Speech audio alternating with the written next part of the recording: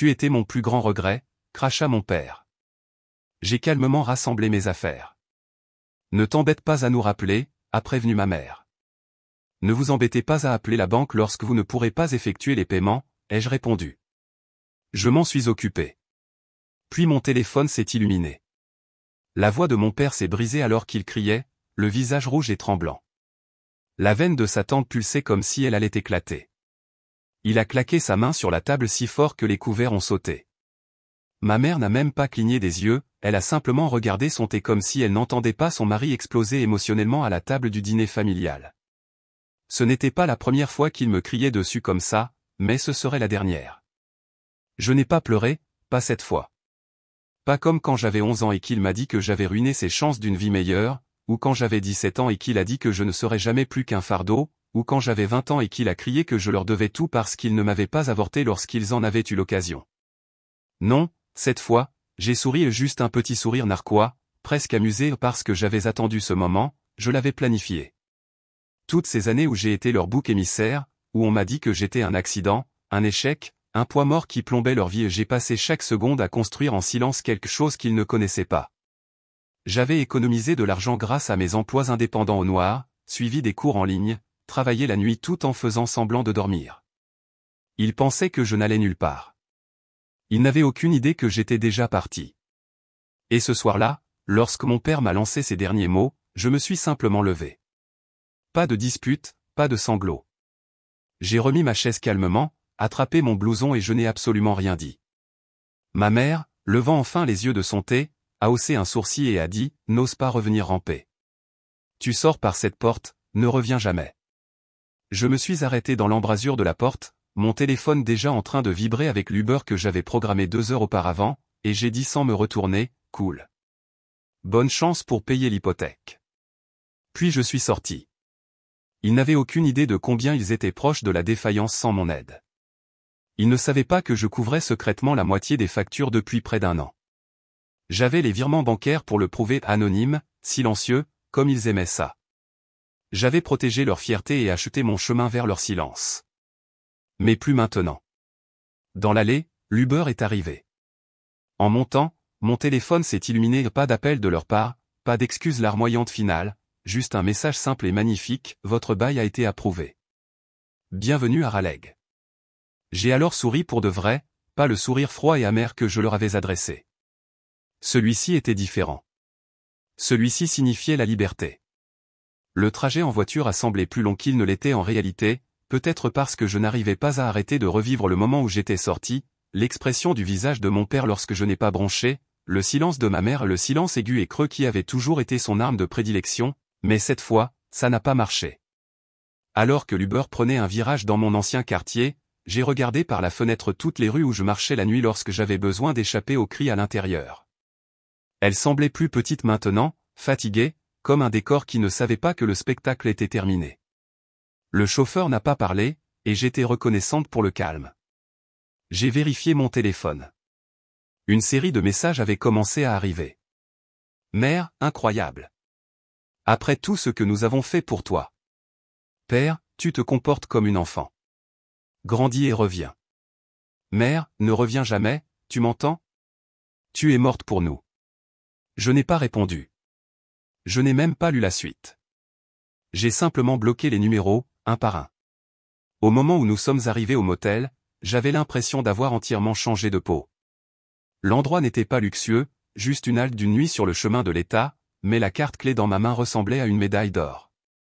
La chambre sentait le produit de nettoyage bon marché et le linoléum, et j'ai adoré ça.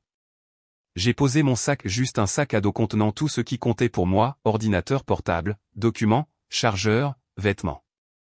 Toute ma vie y tenait parce que je l'avais mentalement fait depuis des années. Un coup à la porte m'a fait sursauter. Je me suis figé. Personne ne savait que j'étais là, mais lorsque j'ai jeté un coup d'œil par le Judas, c'était juste le livreur de pizza. Je l'avais commandé dès que je suis monté dans la voiture. C'était le premier vrai repas que je m'achetais sans culpabilité, en toute honnêteté, peut-être même jamais.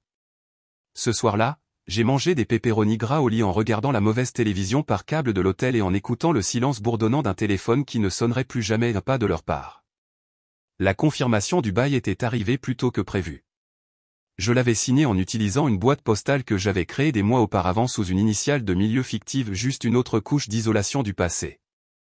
J'avais assez d'économies pour payer 3 mois de loyer d'avance, plus les dépôts. L'emploi que j'avais trouvé m'attendait à 2 états de la date de début dans 4 jours au support technique à distance, à plein temps, avantages sociaux inclus. J'avais tout construit dans leur dos, chaque entretien fait à voix basse après minuit, chaque mise à jour de curriculum vitae faite lorsqu'ils pensaient que je perdais mon temps en ligne. Ils disaient que j'étais paresseuse, que je n'avais aucune ambition. Ils avaient tort, et maintenant ils n'auraient pas la chance de réécrire le récit. Je me suis blotti sous la couverture raide du motel, la boîte à pizza encore ouverte, et pour la première fois de ma vie, j'ai dormi la lumière éteinte et la porte verrouillée de l'intérieur. Et j'ai rêvé de paix. Le soleil se levait à peine lorsque j'ai quitté le motel. Je ne me suis même pas donné la peine de faire le check-out à la réception, j'ai juste glissé la carte clé dans la fente et j'ai continué à marcher. La gare routière était à 2 pâtés de maison, et je voulais être parti avant qu'il ne se réveille et ne réalise ce que, bonne chance pour payer l'hypothèque, signifiait réellement. Parce que voici le truc, ils n'ont jamais compris qu'ils étaient fauchés, vraiment, profondément fauchés. Ils avaient accumulé tellement de dettes silencieuses au fil des ans, cartes de crédit, refinancement, prêts louches de personnes dont ils pensaient que je ne connaissais pas l'existence. Mais d'une manière ou d'une autre, ils ont toujours réussi à rester juste au-dessus de l'eau. Vous savez comment ça a commencé, petit, quelques centaines de dollars ici et là, juste jusqu'à la fin du mois. Mon père disait, où les médicaments de ta mère n'étaient pas couverts. La culpabilité s'habillait toujours d'une demande. Finalement, cela s'est élevé à des milliers. J'avais couvert leurs factures d'électricité, leur assurance auto, la moitié de l'hypothèque et ils ne l'ont jamais remarqué parce que je ne les ai jamais laissés le faire. C'était mon erreur. Je pensais que si je continuais à apparaître, à combler les fissures, peut-être qu'ils commenceraient à me voir comme plus qu'une déception. Mais ils ne l'ont pas fait. Et lorsque j'ai réalisé qu'ils ne le feraient jamais, c'est à ce moment-là que j'ai commencé à prendre mes distances calmement, stratégiquement. J'ai ouvert un compte bancaire séparé auprès d'une autre caisse populaire. J'ai restructuré mon travail indépendant afin que l'argent contourne le compte conjoint. J'ai même créé un alias de courriel pour les demandes d'emploi à un qu'ils ne pouvaient pas suivre. Ils n'avaient aucune idée que je construisais une nouvelle vie à 3 états de là pendant qu'ils me blâmaient toujours pour des choses qui s'étaient produites quand j'avais 12 ans. Le trajet en bus hors de la ville a été long, 8 heures, 2 correspondances, un mauvais café dans un restaurant de station-service qui n'acceptait que les espèces. Mais à chaque kilomètre qui nous séparait, l'air devenait plus léger, ma poitrine se sentait moins serrée. J'ai continué à imaginer qu'ils se réveillaient, qu'ils suivaient leur routine matinale, s'attendant à ce que tout fonctionne comme d'habitude jusqu'à ce que les courriels commencent, les paiements rejetés, les avis de retard, la prise de conscience que je n'étais plus là pour colmater les trous. Et ensuite, le vrai coup de grâce, ils appelleraient la banque et demanderaient pourquoi leur paiement hypothécaire avait échoué, et la banque leur dirait que le prélèvement automatique avait été annulé, que le compte du cosignataire avait été clôturé parce que je m'étais retiré. Plus de bouées de sauvetage invisibles.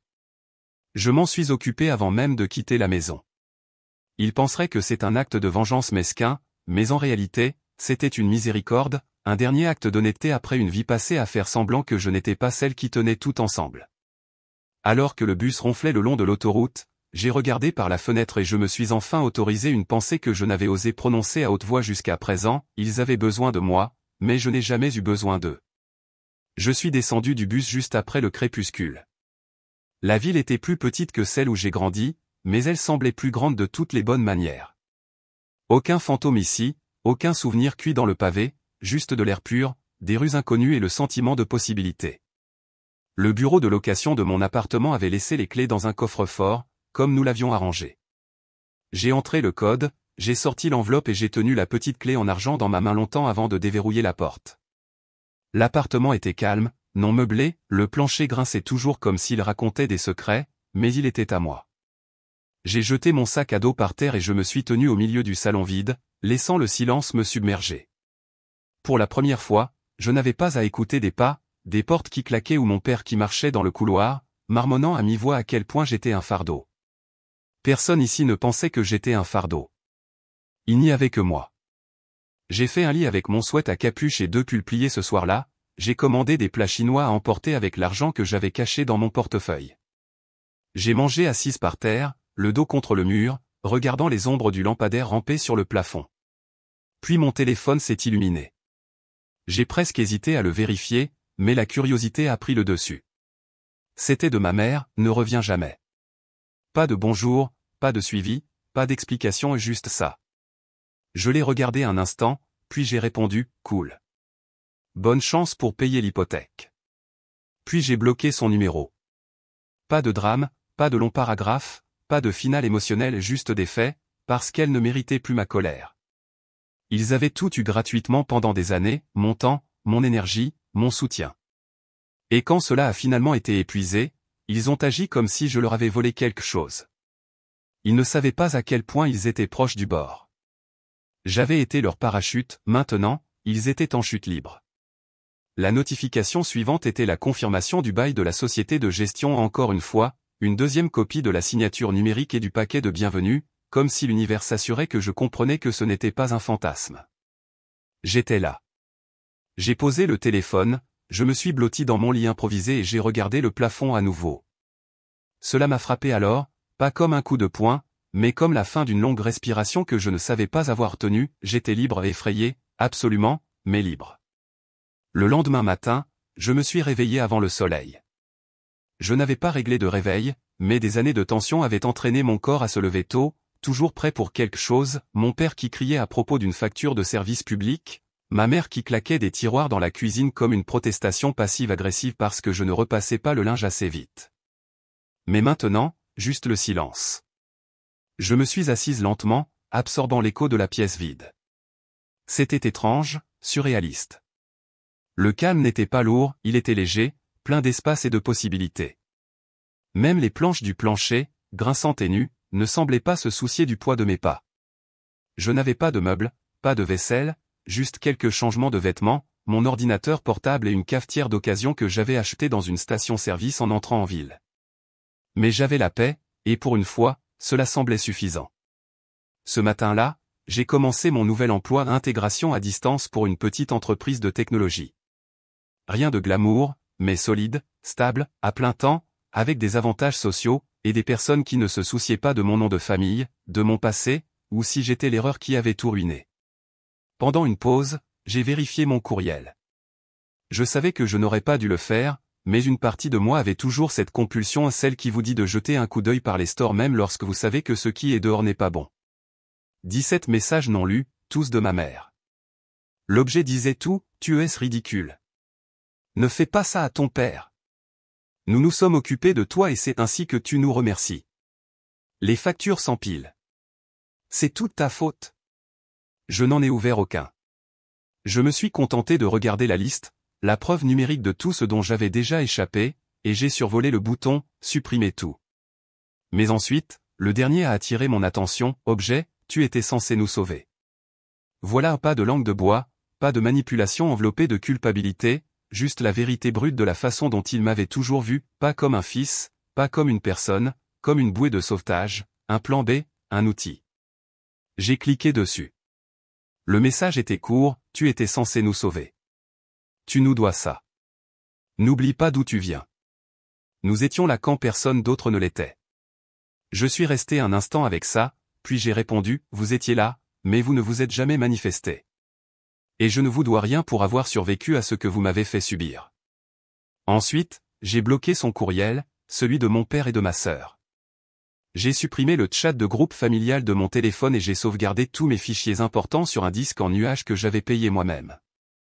Je ne retournais pas ni numériquement, ni physiquement, ni même émotionnellement. Les fantômes de cette maison essayaient de me suivre, mais je ne laissais pas de miettes de pain.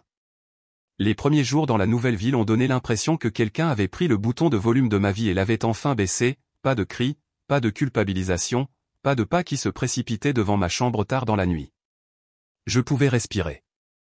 L'appartement était encore presque vide, mais d'une certaine manière, cela le faisait paraître plus grand. J'étais passé d'une maison où chaque centimètre carré était surveillé, critiqué, réclamé par quelqu'un d'autre, à un espace qui était entièrement à moi. Même le calme du réfrigérateur semblait un petit luxe. Ce jeudi-là, j'ai reçu un appel d'un numéro inconnu. Cela ne m'a pas surprise. J'avais bloqué les téléphones, les courriels et les réseaux sociaux de mes parents, mais je savais qu'ils essaieraient autre chose. C'était leur façon de faire, lorsque la pression directe ne fonctionnait pas, ils passaient aux portes dérobées, aux vieilles tactiques, aux voix désespérées par le biais de téléphones empruntés. J'ai laissé le message aller à la messagerie vocale. Quelques minutes plus tard, la notification est apparue. J'ai hésité, puis j'ai appuyé sur lecture. C'était ma mère. La voix qui m'avait autrefois mise au lit avec des histoires pour enfants lorsque j'étais trop jeune pour comprendre qui elle était vraiment. Salut, nous avons reçu l'avis de saisie aujourd'hui. Pas de bonjour, pas de pause, juste ça. Je ne sais pas ce que tu crois faire, mais on ne peut pas payer ça sans ton aide. Tu le sais. Tu l'as toujours su. J'ai interrompu le message là. Il ne demandait pas parce qu'il me manquait, il demandait parce que la maison s'effondrait, le toit fuyait, les murs se refermaient, et le fils qu'ils avaient autrefois appelé une erreur était le seul à avoir jamais maintenu la structure debout. Ce message vocal était la preuve de tout. Je n'avais pas besoin d'excuses, je n'avais pas besoin de confession. C'était mieux. C'était réel. Je me suis redressé dans ma chaise, j'ai laissé le message se terminer, puis je l'ai supprimé. Je ne serai plus leur filet de sécurité et ni leur plan de secours, ni leur solution silencieuse dans l'ombre. Et la meilleure partie ? Ils ne pouvaient plus me trouver maintenant. J'ai changé mon adresse postale, j'ai rompu tous les liens financiers, j'ai déménagé dans une ville où personne ne connaissait mon nom de famille. Même l'emploi m'a inscrite dans le système comme contractant à distance, hors état. Pas de miettes de pain, juste de l'air, juste de l'espace, juste la liberté. Ce vendredi soir-là, quelque chose d'étrange se produisit. J'étais assise par terre, mangeant des nouilles instantanées dans une casserole, les jambes étendues sur un tapis de friperie que j'avais acheté ce matin-là. Rien de glamour, rien de digne d'Instagram, mais ça me semblait juste. La ville bourdonnait doucement dehors, à travers ma fenêtre, les voitures passant comme des vagues, douces et lointaines.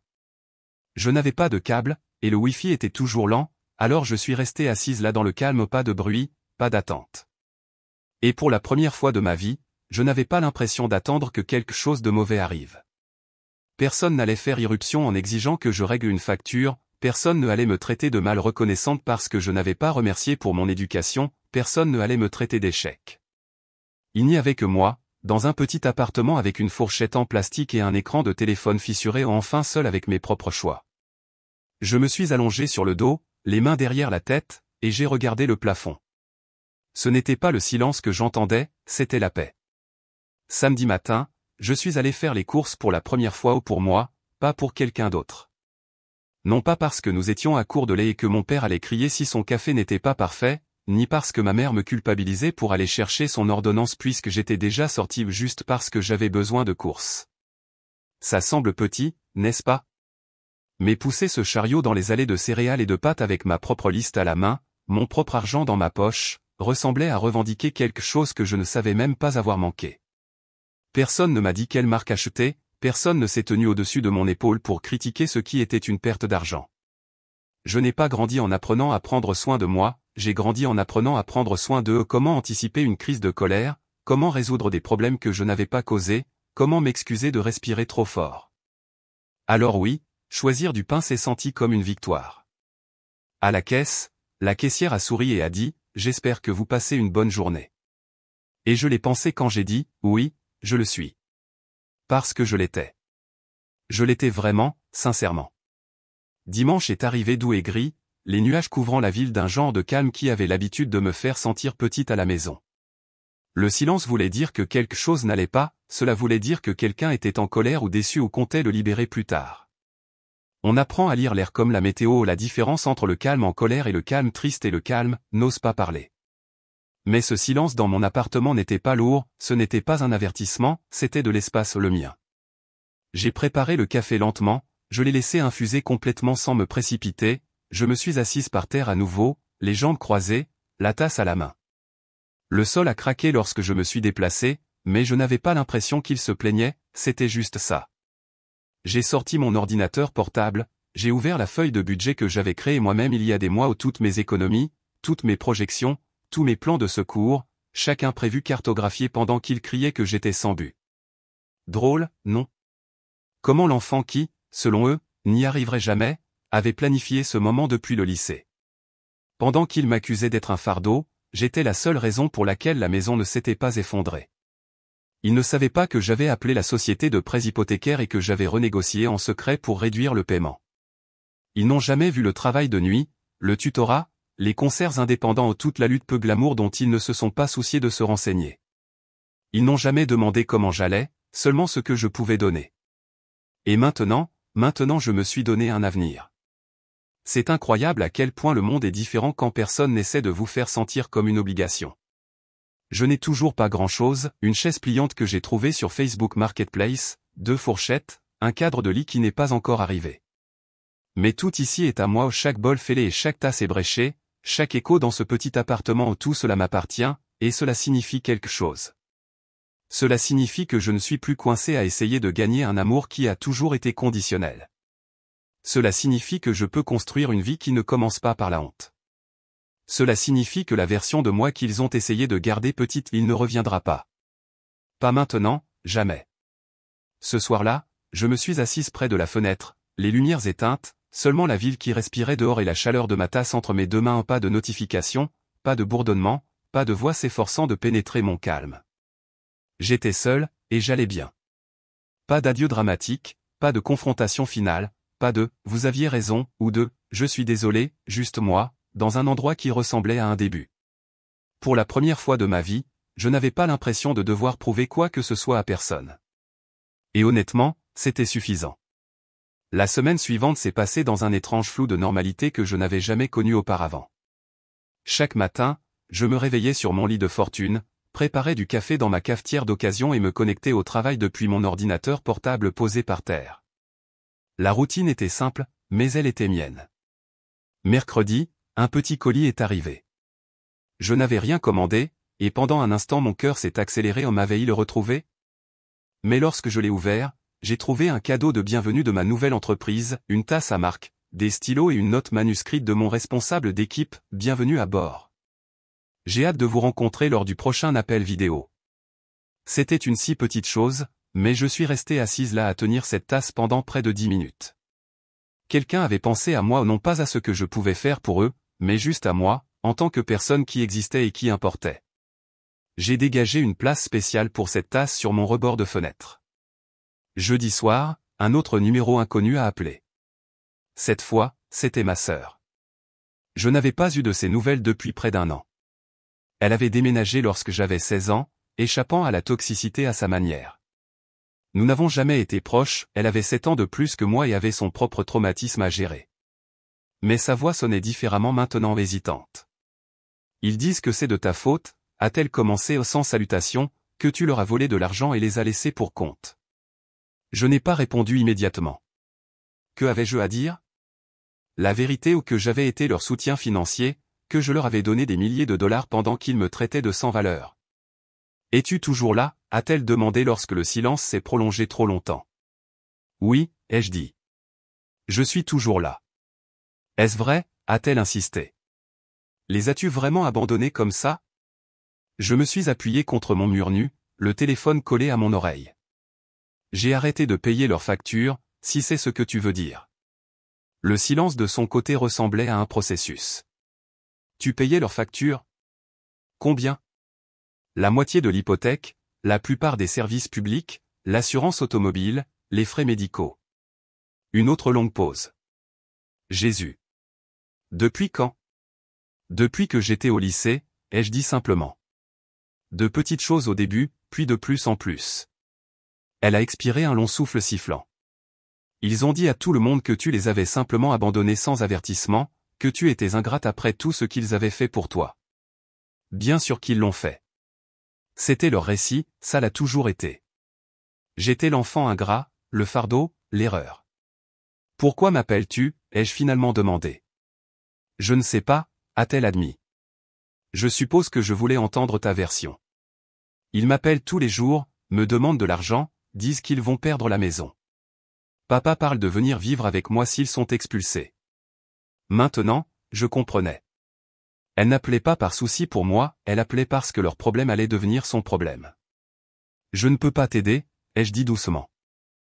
J'en ai fini d'être leur solution. Je ne te demande pas de les aider, a-t-elle dit rapidement. Je voulais juste savoir si je devais, s'ils le méritaient. Cela m'a fait faire une pause. Ma sœur, 7 ans après avoir été en contact quotidien avec eux, se demandait si nos parents méritaient de l'aide, s'ils disaient la vérité. Qu'est-ce que tu penses, ai-je demandé au lieu de répondre directement. Elle a gardé le silence un instant. Je pense qu'ils sont exactement ce qu'ils ont toujours été. Et je pense que tu en as finalement eu assez. Quelque chose en moi s'est détendu à ces mots, pas le pardon, pas l'acceptation, mais la reconnaissance. Quelqu'un d'autre pouvait le voir.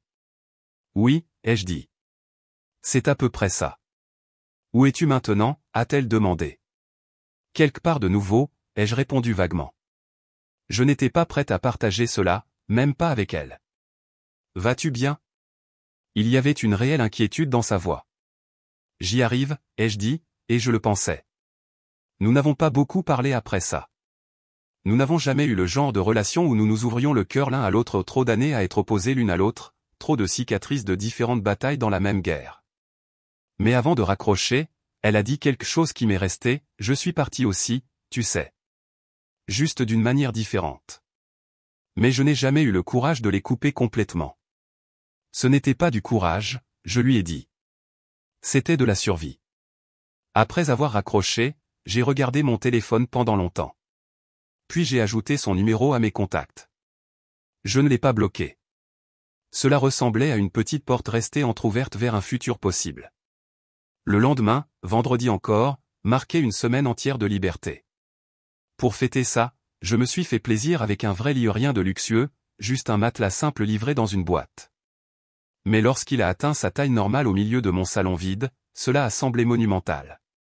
Ce soir-là, j'ai dormi sur un vrai lit pour la première fois de ma nouvelle vie, au plus de tas de vêtements de fortune, plus de mal de dos à cause du sol dur.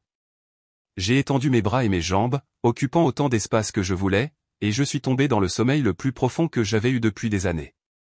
Le week-end a apporté d'autres petites victoires, j'ai trouvé un bureau et une chaise d'occasion dans une friperie, j'ai accroché un rideau de douche avec un motif que j'avais moi-même choisi, j'ai acheté une plante, une petite succulente qui n'avait pas besoin de beaucoup de soins mais qui ajoutait quelque chose de vivant à l'espace. Dimanche soir, j'ai vérifié mes emails à nouveau. Cette fois, il y avait un message d'une adresse que je ne reconnaissais pas, mais l'objet l'a indiqué, VOS parents ONT besoin de vous. En majuscule, comme s'il criait à travers l'écran. C'était de la part du frère de mon père, mon oncle Joe. Nous avions rarement parlé au fil des ans, mais il avait toujours pris le parti de mon père. L'email était court, accusateur, vos parents sont sur le point de se retrouver sans abri à cause de votre égoïsme. Ils vous ont élevé, vous ont habillé, vous ont nourri. Comment osez-vous les abandonner maintenant? Le sang est plus épais que l'eau. La famille s'occupe de la famille. Je l'ai lu 2 fois, ne ressentant qu'une pitié distante. Ces gens n'avaient vraiment aucune idée. Ils n'avaient jamais vu ce qui s'était passé à huis clos, ils n'avaient jamais entendu les diatribes nocturnes de mon père sur la déception que j'étais, ils n'avaient jamais été témoins du silence glacial de ma mère qui pouvait durer des jours si je faisais la moindre erreur. Je ne me suis pas donné la peine de répondre. Au lieu de cela, j'ai bloqué son email aussi. Un par un, je coupais les encres qui m'avaient gardé noyé pendant si longtemps. Lundi matin, je me suis réveillé avec un email de mon patron, excellente première semaine. L'équipe est impressionnée par la rapidité avec laquelle vous vous adaptez. Une chose si simple, mais je l'ai lu 4 fois au éloge, reconnaissance, confirmation que je n'étais pas ce qu'ils avaient toujours dit que j'étais. J'en ai pris une capture d'écran et je l'ai enregistré dans un dossier sur mon bureau intitulé « Nouvelle vie ». C'était une petite chose, mais il était important de documenter ces moments, de me rappeler les jours plus difficiles que je construisais quelque chose de réel. Alors que je sirotais mon café du matin dans ma tasse d'entreprise, j'ai regardé autour de mon appartement encore principalement vide, encore résonnant à chaque pas, mais changeant lentement, un bureau dans le coin, un vrai lit contre le mur, une plante qui absorbe le soleil sur le rebord de la fenêtre. Lorsque mon téléphone a vibré avec un texto d'un nouveau numéro inconnu, combien de parents devait-il enrôler? Je ne me suis même pas donné la peine de le vérifier. Au lieu de cela, j'ai ouvert mon ordinateur portable et j'ai commencé ma journée de travail.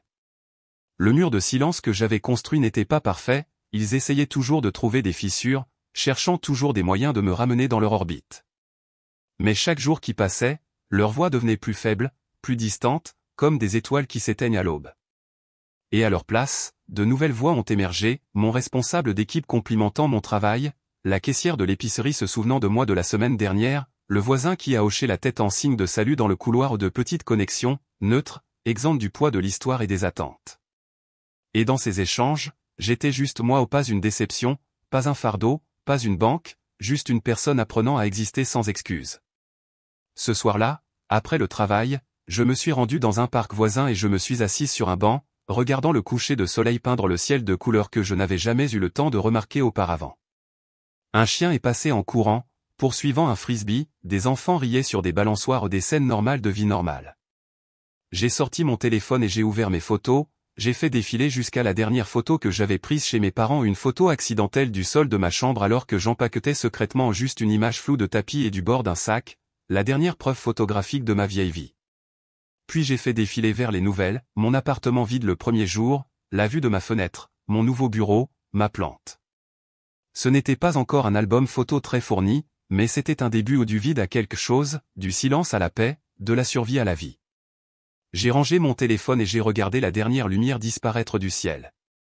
Les étoiles allaient bientôt apparaître, apparaissant une par une dans l'obscurité, ou de nouvelles constellations à apprendre, de nouveaux schémas à suivre. Et pour la première fois, je me suis senti véritablement enthousiaste à l'idée de demain, pas anxieuse, pas résignée, mais curieuse.